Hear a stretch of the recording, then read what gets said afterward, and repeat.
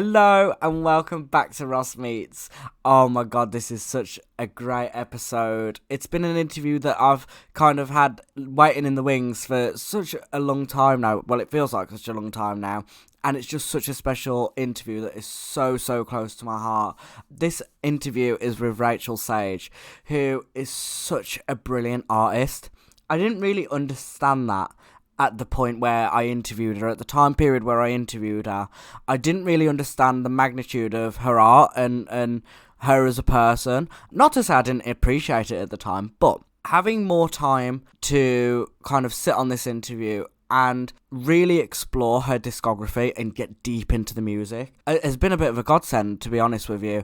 It's been such a privilege to have that time to go through and really connect with Rachael on that musical side. And I think that the interviews kind of turned out better off for having that time to kind of sit back and go through her discography, because she's got a huge discography, 15 studio albums, a few EPs, lots of single releases. She's got such a long career, and it's just been so lovely to take the time, sit back and really get to go through that and kind of like, psychoanalyze it and really connect with it. And it's just some of the most wonderful music, honestly. And I don't say that lightly. I know I say that about a lot of the artists that we feature on, on the podcast and on the interviews over the radio. But for me, Rachel's really, she's there. Do you know what I mean? She's at that point where she's just, it's kind of like musical genius. And I'm privileged to have someone, I feel very privileged to have had somebody on the show that is so talented in that way and has had that time to really experience a lot of things. We get a lot of people that are just starting out, with Dahlia and Cormac, Alex, really young artists that really have a good idea of what's going on. But what they don't have is that time, and obviously they don't, they haven't been doing it 20 years. They've been doing it a couple of years or a few years. Not a bad thing, but really nice to look back at an artist's career and kind of really get into it. Just so wonderful. And in the time between doing the interview and now, she's been on Abby Lee Miller's Leave It on the Dance Floor podcast, and she absolutely slayed that. She was amazing on it. And yeah, she's been dropping some music videos. The Other Side has come out as an album, and it is a brilliant album. It's just so good. I've got the physical CD, which again is another thing that's kind of been a rarity on the podcast, and not a lot of the artists have got anything physical out, so it's been so wonderful to have something physical and really cherish and hold on to, and it's just such a lovely album, such a lovely CD as well. Really great quality. So if you get the opportunity to be getting it, make sure you're buying it up, because it is literally fabulous. But yeah, just a final word on this interview. It's such a great interview. It's a bit on the short side because we had some technical difficulties on the day, and I'd raced out of work and then I had to race back. She was so open and honest and just so real, and I absolutely adored it. I adored that she was open about all areas of her life and her experiences, and it was just so wonderful to just chat to somebody of that kind of caliber. It's just so wonderful. Rachael Sage is absolutely brilliant, so be sure to be checking her out and checking out her music, and I really hope that you enjoy this interview because it is a very special interview. But yeah, enjoy. Yeah, I mean, literally, it's because you've done so much, Rachel. Oh, aren't you a doll? You've been here, there, everywhere. You've done everything, and there's so many albums, so many singles. Let's So much dive time. in, and I'll just be 5 minutes late to the next one. How Oh, about that? You're oh, too thank you, fabulous. Rachel. Oh, thank you. Yeah, I mean, looking back, as I say, there's so many different studio albums. Which one for you is your favorite that to work Well, on or to create? of course, my new one that's coming out July 21st. But it actually really was my favorite to work on. I think anything would have been my favorite thing to work on after all those many months of lockdown, right? I think we Yeah. were all just so eager to get back to collaborating with other human beings in person and sharing that joy that, you just don't get amusing yourself. Literally. So the other side as a concept is all about transcending obstacles and having the hope to realize that that challenging moment you're in right now will eventually shift. It just has to. It's just inevitable. So um, from that concept, so many songs just sprang. And I'm just so thrilled now to be able to tour all over the UK and share this music with everyone. I mean, we're so excited to have you as well because your music is just it's so wonderful, and I mean Thank it really highlights the passage of time and how you've grown as a person and a musician. And it is they're all just fabulous. I mean, I've had an absolute whale of a time you. going back and looking through like the whole discography and being able to see your inspirations from where you when you created them at that time period. And what are some of the inspirations going behind singles nowadays? Sure. Well, I just put out the title track a few days ago, and I made this wonderful video for it that was really exciting because it was in Brooklyn, and it was shot in this kind of decrepit warehouse space. But as it goes on, it reveals different surprises in each room, and eventually, it's no giveaway. It's only 3 minutes long, so you'll get there.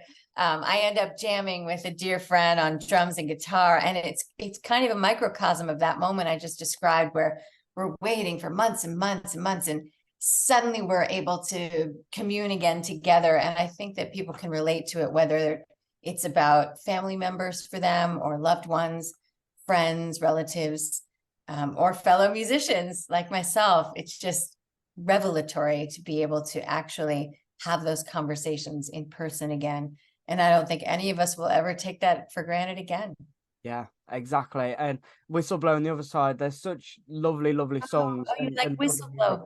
That's a Oh little yeah, bit more serious. So yeah, that's more a social political song that really is kind of holding our leaders to account.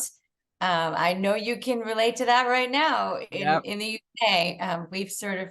We've been through the ringer in the US for years now, and there wasn't one situation or one person that I was really writing it about. It's kind of a composite of all the bad behavior that we've seen in public life, and just the almost absurdity of having it come to that fever pitch where you do have to speak out and just call BS and say, this is not who I voted for. This is not what I stand for. And I think it's one of those things where the song itself is very serious, but when I perform it live, I try to also have a sense of humor, because there's so many situations in life where that applies, obviously day to day, even holding each other to account in our own actions and deeds.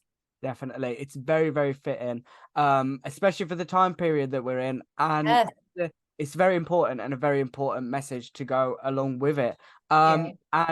And kind of looking at the side of like how the music is created and how you've been creating the music throughout your career, and drawing those influences, from the places that you've been and have lived.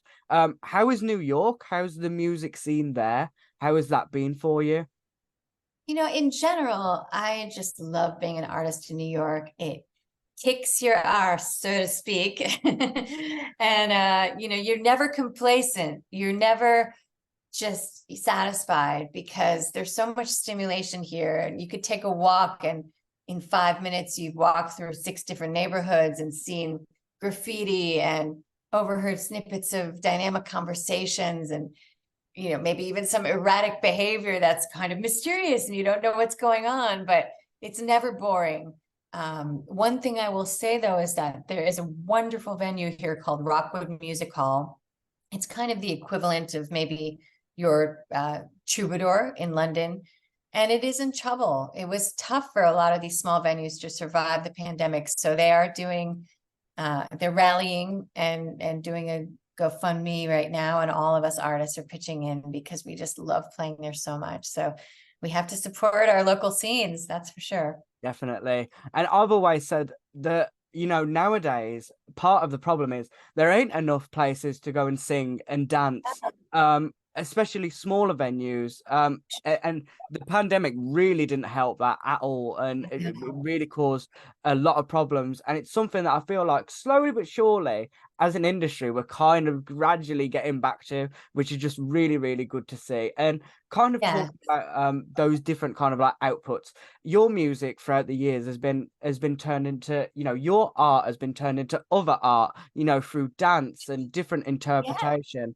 Are How has you that a been for you? dancer? You seem very interested in dance, and I I wish I was a didn't know. dancer. Oh, well, I maybe you wish. have the spirit of a dancer. I wish I have the spirit. I have the spirit. I Yeah. wish. But I mean, that must be very, very special for you to see that, The best. your art is portrayed in other art.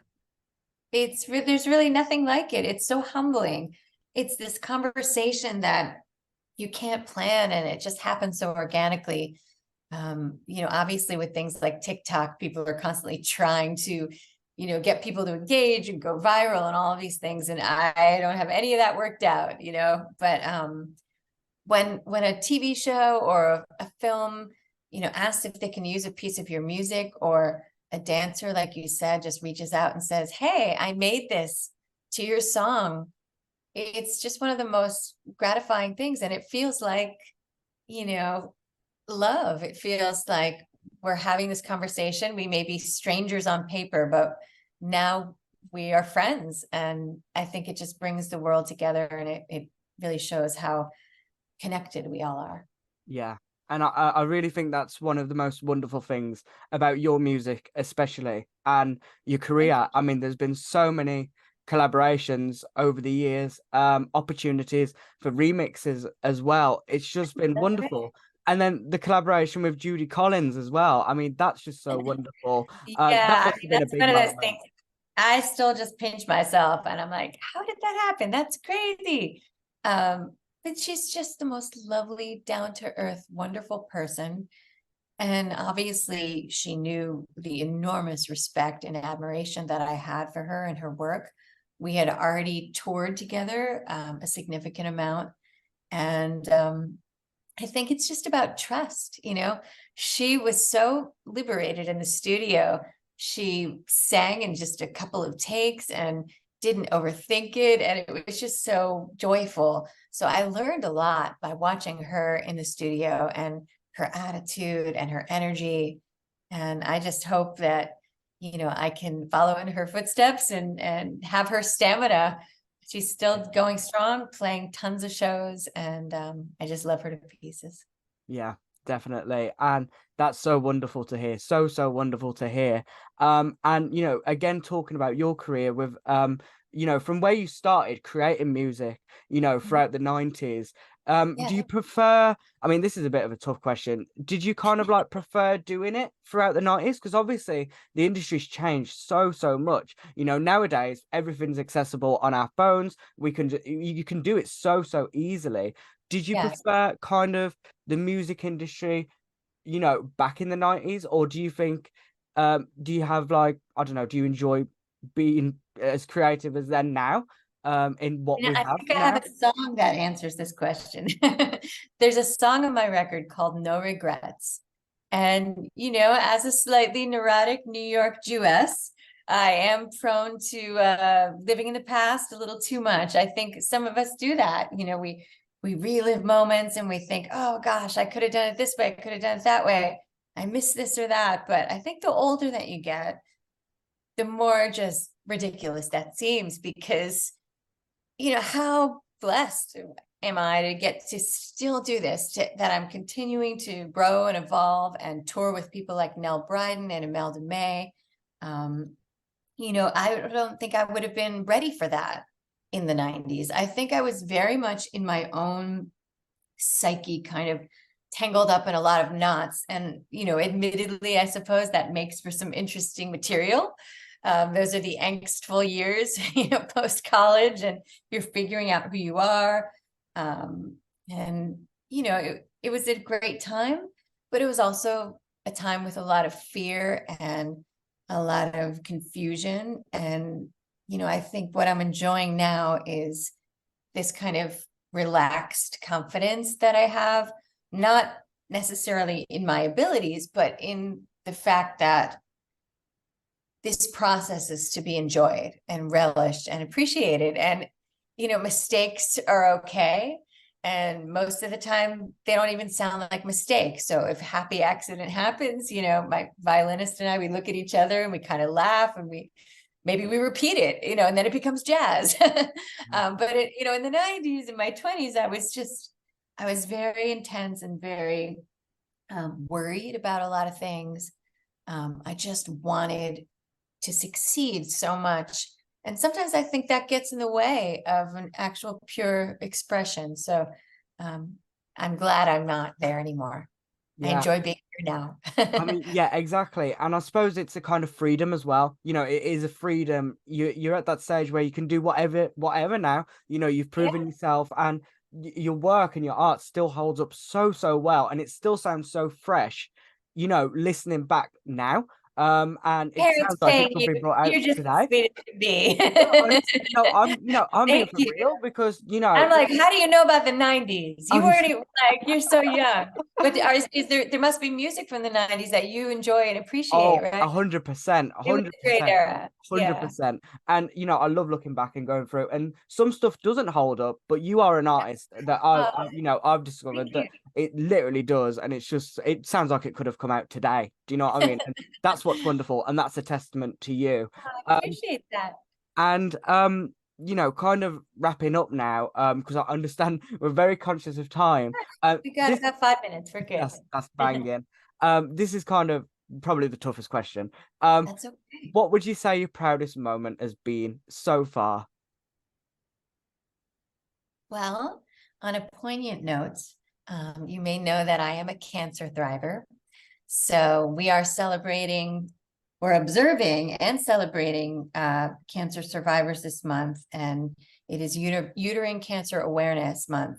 So I think my proudest moment is, on any given night when I can get up there and speak honestly about something I went through that was challenging, but also know that there's going to be someone in the audience who's going through it now, who's going to benefit from me speaking out about it and letting them know they're not alone. So it isn't even about music necessarily. It's just about presence and waving and saying, I see you, I'm singing for you and I'm sharing my voice with you, because it is a privilege to have the microphone and to be able to share the experiences that I've had. So That's brilliant, Rachel. Yeah, I mean, that that is ended on such a heavy note, brilliant. but really, Oh no, at the end of the day, no, we but get it's there so and we want to important. take people with us on a joyful, uplifting journey. But life is ups and downs, right? Yeah, So if we do it together, exactly, it's exactly. a lot more enriching. Exactly. I totally agree. And especially with the presence, it's just, and everything you've said is just so wonderful to hear. And Thank you. I'm just so grateful for you coming along and having a chat with me and having a very brief, Oh, kind of like, come down to a dive. show in Yes, August. I hope I get to meet you in person. yes, 100%. And I can't wait for you to come to the Fabulous. UK, and we can't wait to have you. And I know it's going to be great for you, and I know you're going to love it. So I'm just so excited for you. It's going to Thank be you brilliant. so much. This was such a treat.